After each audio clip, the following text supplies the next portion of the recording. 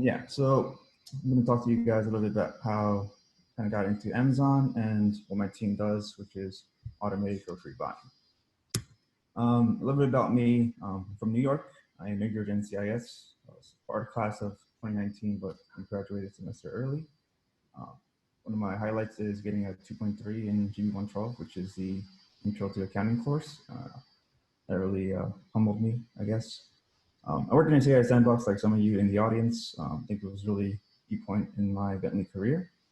Currently, I'm an SDE at Amazon in Seattle, and love pasta and wine, especially because of COVID now.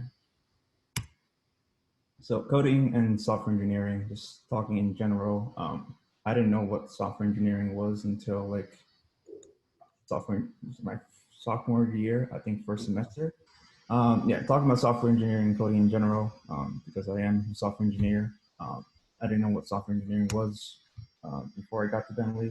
I went to Bentley for business because I didn't really know what I wanted to do.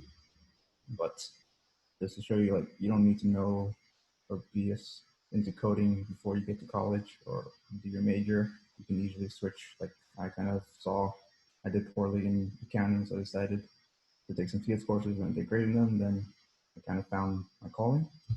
One of the big things was fellow alumni and classmate Jake O'Connell, who was in this audience. He was also working in Sandbox. He was the kind of one that spurred me into thinking about what software engineering was in the field of computer science outside of the more business focused CIS. Um, he's in the picture right here with Mark. CIS Sandbox as well. This is where I kind of really just got more comfortable with myself. So I got put together with other people in the same majors. Like everyone inside my normal friend group, they're all doing accounting or finance or marketing. So finding people that are also doing CIS majors was really critical for me, and also helped me because I was able to teach other people and also help myself because, as you guys might know, you don't really know something until you're able to explain to someone else. So that was really helpful. And then all these experiences and things, the events that happened in Sandbox was really great. One of the big things is learning practices and habits from courses. So the way I approach different courses, like in Bentley, like from Spanish class that I took to math to like regular CS courses, I always apply the same concept of like breaking things down to fundamentals and then seeing if I find the patterns and then just move from there, rather than just trying to explicitly memorize things. So like I know like people will just go memorize all the words and all the terms or concepts from for a test and then they'll forget about it. But I try to like learn how they actually all connect and then instead of memorizing things explicitly. Yeah, so it started off in the CS 180 course, which is the intro to Java course in making Hangman, and now kind of doing automated grocery buy system for all of Amazon Fresh Go from now. A pretty cool jump to make. Getting at your job consists of many different things. If you want to work at like a big tech company, so there's things like algorithm and coding challenges that you need to know. So you're basically given a problem statement. You have to break down what the actual problem is. You're given constraints, and then you have to develop a solution for it. And you have to do all this in front of an interviewer and explain where your mind is going. So it's not just like hard skills where you have to solve the problem, but you have to have the soft skills to explain it to someone else. So this is one of the big things that's um, like I applied the same logic that I did to like solve Hangman in like the CS 180 course, and I applied the same logic to these coding challenges. So like one of them is one that I loved the most was you have a tree at this position, you have John at this position, and you have Sally on the other side. Um, and apples will fall down within these different points. Just figure out how many apples John will pick up within his radius and how many Sally will pick up, and then see who got more. Like it's a really simple, basic one, but I really like that because you're starting off with something that's just like a real world problem and you want to convert it to code, which that's kind of really what I found my interest in doing. Learning, teaching Python and Java. So like started off from Java with CS 180 course, then I decided to learn Python for coding challenges mainly. I basically spent one summer just opening the documentation page for Python and then looking at the problems on HackerRank and just seeing which of these methods can I use. And that was my way of teaching myself. And then what do you know, next semester I come back, Mark has introduced Intro to Python, and started doing that in CIS Sandbox, and that just kind of reinforced my skills because I have to help other people as well, and so I have to be able to explain to other people. There's one thing that is pretty cool. There's Harvard online courses. One of them is called CS50. If you want to get like a pure sciencey view of like all software engineering in general, this is free and it's pretty popular. So they have a cool demonstration in the beginning where you have to do like a sorting algorithm. And again, talking about more algorithms, so that's one big things you need to be able to do to get the actual job. So they have like a sorting algorithm, so they bring 10 people on stage, and each one has a number card, and you have the first person talk to the next person. What's your number? I have a 7, you have a 2. This number is higher, so we should switch places. So it was a cool way to visualize what the actual algorithm is doing outside of code. Like this is what you might do in your assignment for CS 180 or 280. Like you have to figure out how these for loops are broken down or something like that. But it's just a good way to see a visualization of how everything works. LinkedIn was really big as well. If I didn't really get on LinkedIn, I don't think I would have gotten the job. So getting connections and referrals is really important. So if you don't really know anyone, you're forced to go into the interview black hole where you're throwing in your applications into the interview system and you're hoping somebody picks it up. But if you go on LinkedIn, you can message people like any engineers or managers, whatever, or recruiters. You can ask them for a referral. And that's basically what I did. So I messaged probably 50 to 100 people and got 3 referrals. And one of them was for Amazon. And that's what got my foot in the door. I also did an internship at Epic System, which is in Madison, Wisconsin, which is one of the biggest healthcare companies. And I became basically an applied scientist intern, and I had no experience at all at Bentley or outside of that as well, doing machine learning. So again, I applied the same concepts where I break everything down and then just try to teach myself what's going on. So there's a site called Data Camp where you can learn in multiple courses about machine learning and how you can apply it all. And I actually convinced Mark to get the Sandbox, a free Data Camp membership. I don't know if you guys still use it, but that was pretty cool to have. Bentley Career Center is also something that I used. So Jenna L was my advisor, I think, or whatever the proper term is. But she was the one that really convinced me to talk to people on LinkedIn and reach out. And she even connected me with someone at Microsoft just so I could chat with them. Lastly, side projects. If you have time, do side projects. If you just have projects from courses, that's also fine. But this is something I really found useful. Whenever interviewers ask questions, if you have like anecdotes, this is something nice to have. So talk about working at Amazon now. So there's a lot of cross-functional team interaction. So I'm just a software engineer, but I talk to program managers, I talk to STMs or software development managers, I talk to technical program managers, I talk to in-stock managers, people who manage the fulfillment centers, I talk to vendor managers, the ones that are actually talking to vendors. And now I'm also talking to like data engineers and data scientists, applied scientists and research scientists. So this is something that I think you learn in GB 320 and 410. So I think 320 was the one where you get paired up into a group and you have people from different majors. So you have a person from marketing major, you have a person from economics major, one from accounting, one from CIS, one from whatever. That was a really good thing, like to see like the connection that I learned in that course. Every day I code in Java. I started off in Java, of course, but I learned Python for like, I was using Python for like 2 years after I learned Java, and then I got back to Amazon. I completely forgot Java, but it was pretty easy to get back into the groove. But it was pretty shocking when I first got there. It was like, I don't remember any Java. Meetings were like every day, like every single course you have for every big project. I think this was really good to have in Bentley. Just to get you experience with going to meetings and dealing with other people. And that kind of ties in with the soft skills and hard skills. So you need to have the hard skills to actually perform, but you need to be able to talk to people outside of your field. Like as I mentioned earlier, I'm a software engineer, but I have to talk to people in management or program management, some tech program managers who have some knowledge of tech and some knowledge of business, and then some people who are just pure on the business side and they have no idea what tech words you're saying. So to be able to translate things is basically what I'm saying. There's a lot of independence and fast learning. So this is something I kind of translated over from Bentley. So like in courses, I would not take any notes. I would not take any notes for some courses and just close my laptop and listen to the professor. And then I'll follow up afterwards and try to learn it again. So I apply the same knowledge to what I'm doing at Amazon. I just try to absorb as much information as I can. And then you also have the great benefit of working with so many smart people because they can give you advice and teach you what's wrong, what's right, where you can go, and how you can improve. Here's a video.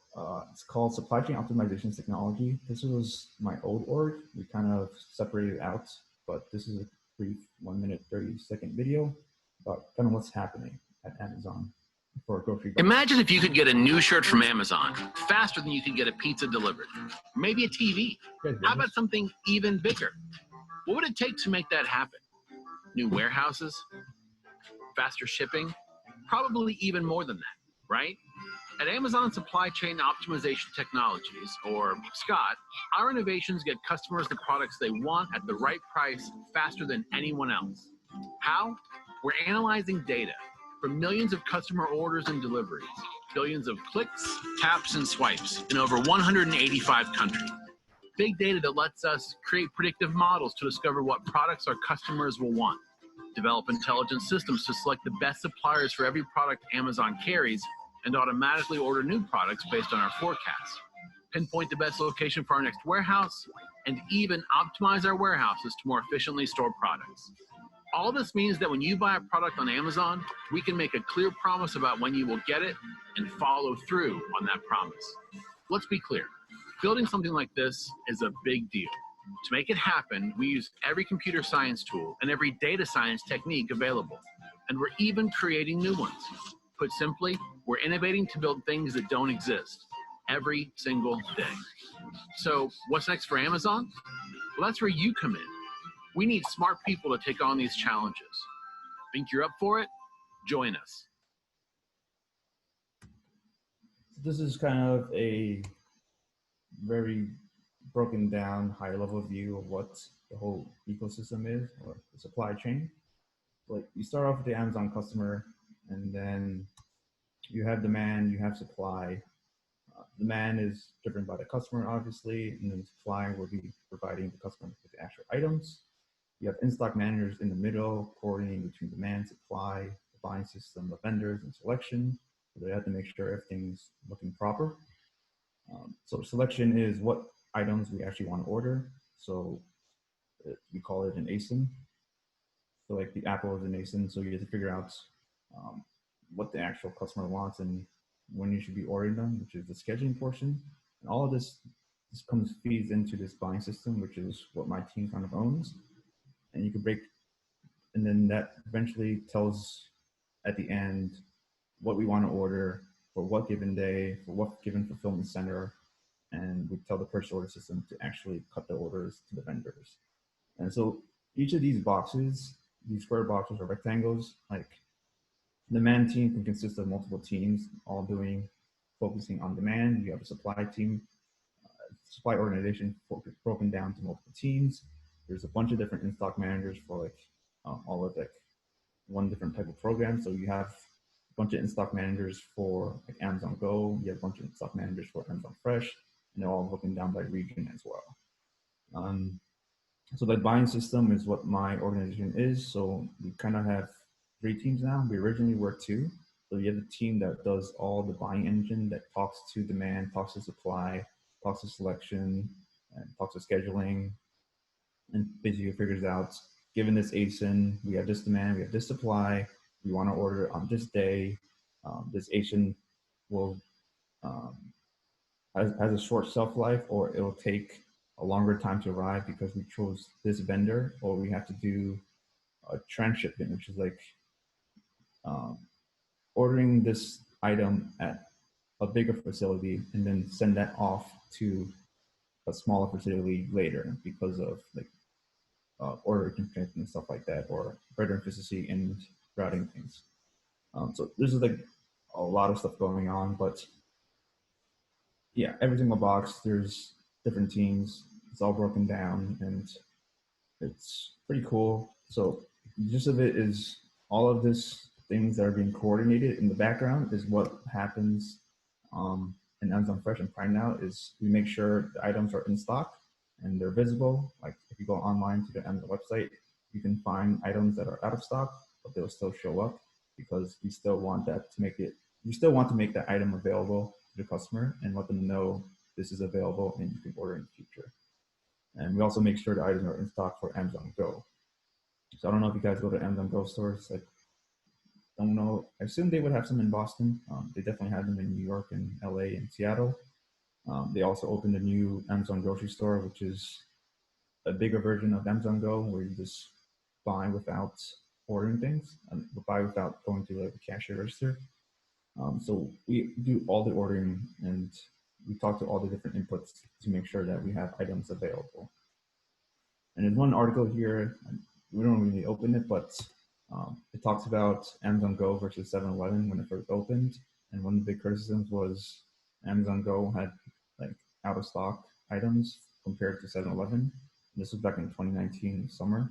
I assume we have been improving, but if we aren't, you can send me a message saying we're screwing things up. One of the things I also want to talk about, which I kind of found pretty cool, is coordinating shipments. So we have over 150 different fulfillment centers across all of NA, and we also serve for EU and India and Asia. I'll just talk about NA because they're the largest one. We have 150 of them, and you have basically a kind of a mix between this centralized hub spoke and I guess a dense cluster or mesh. So we have one hub where the hub is like a giant facility and we do big orders to them. And then you have spokes, which are small facilities where you do a transshipment. So you do a giant order at the hub and then you'll split that order once it's arrived at the hub to the different spokes, which are like nearby facilities. This is like to make shipments easier and more efficient. And like whenever a spoke is running low on items, they can also talk to the hub and ask for a shipment rather than talking to the vendor directly. And the reason I'm bringing this up is it's pretty cool because in one of my courses, which was CS440, it was called Advanced Network Computing or something like that. We learned about network topology and how routers and networks are all set up and you can do like server setup. So you get the one on the left is the typical hub and spoke topology where you have one like main server or router, and then you have a lot of different ones connecting to the same one. Versus the mesh topology, which has gotten pretty popular lately. You could have a bunch of different routers, they're all speaking to each other, and then there's a lot less chance of like a single point of failure. So we're not, in Amazon, you don't have exactly the hub and spoke because a spoke can connect to multiple hubs. So it's more of a multiple connections, but it is pretty cool to see this happen. And also in one of the algorithms courses that I took, or like one of the algorithms that you need to know about is like graphs and trees. So a graph is basically you start at the top with a hub and then you have different spokes. So you start with the top node. The top node has different sub nodes. It's kind of how it all breaks down. I didn't expect to have to use that in actual day-to-day use in my job. Like I thought that was just something you need to know for algorithms, but this is basically what my team handles with. Like we deal with the whole fulfillment center topology and we figure out which hubs should be talking to which spokes and how do we coordinate everything. Lastly, we do a lot of AWS services, of course, because we are Amazon. We do have AWS at our fingertips. So especially if you need support on any of these, you can just talk to like support directly if you really needed to. Like you can even find someone on the team and send them a message directly. But all of these different services are the ones that my team really uses, and I've used every single one of these plus more. So like you have DynamoDB, which is NoSQL database storage. You have S3, which is one of the largest, most used across the file stores across all the like different websites online. Like, you see a bunch of different websites post their images and stuff like that and files on S3. Like websites are backed by S3. There's a lot of different things like SNS, SQS, ECS, CloudWatch, all of these things we use on like a daily basis. One of the coolest ones that I think talk about is Lambda, which is serverless applications. So you can run a piece of code without having to manage any of the uh, computers or servers yourself. So Amazon will pull your code, they'll compile it, and then they'll take in the request, spin it up on one of their hosts or servers, and then once it's done, they can turn off the server and switch to someone else's request. This is one like we use a lot. We have about 5 or 6 of these different services working on our team. Yeah, so right here is just like 10 different services, all AWS services that I had no experience with prior to going to Amazon, but I learned all of it on the job. And this just goes back to the same thing I talked about in the beginning, where you just break down things into simple forms, you talk to other people, you just try to learn what's going on rather than trying to memorize what it's supposed to be doing. So yeah, definitely learn a lot. This is much more than what I expected from going to Hangman to doing all of these different technologies and working with topologies and working with all of these different teams and services. So yeah, pretty cool to be doing all of this. That's all I have. If you guys have any questions about either getting a job, about me, or what the team is like? Yeah, I have a question. Sure. Bentley being a business school, did you realize, or when you were doing practicing for lead code or for interviews, or even when you got the job at Amazon, did you notice I wouldn't say technical deficiency, but did you see a difference between coming from a business school and other competitors coming from their engineering schools?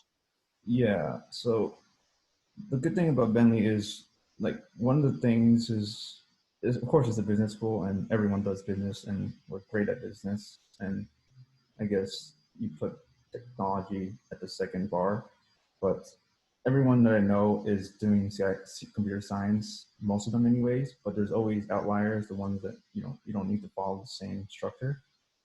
Like there's obviously people who are self-taught, so you don't need it.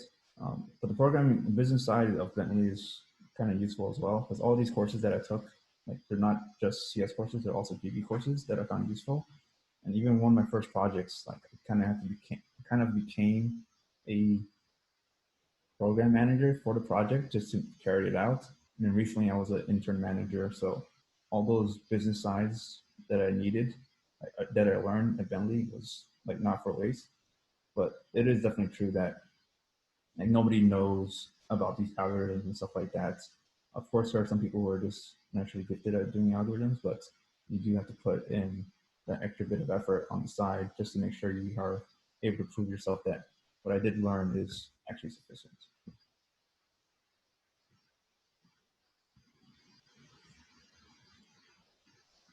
Other questions? Yeah. Frankie, can you stop sharing so we can see everybody on the screen? Yeah. Thank you. Oh, Janet's. Other questions from folks? Otherwise, we'll ask you some. Hey, Janet. I have another question. Hi, Frankie. Okay, Matt, go ahead. How's your workload at Amazon? Do you feel like it's a lot, or do you feel like it's a balance, or how's that? Yeah, workload. When I first started, I was like, this is pretty darn easy. Like I constantly told my parents like, yeah, I think work is a bit too easy or something. Like we're not having that much effort. I know there's a lot of horror stories that you can find online talking about, oh my God, the workload or whatever. But I think it only happens if you're lagging behind. So there was one point where I had one project with 3 team members, but one of them was also a new grad, and we had one that was experienced, and the experienced one was leaving, so we no longer had that senior experience. So we're just two new guys trying to carry the project. So that's where I saw the experience. But like I've done 5 to 7 different projects already, and like none of them I really had to work on the weekends at all. Like it definitely depends on team, right? So my friend has a super chill team and like he's really relaxed. So he is just coasting basically. Some teams like AWS, you might find you have to work really hard, but some teams are kind of in the middle, like mine, where you get your work done and then you're fine. So just it's really depending on teams and also yourself as well. Thanks.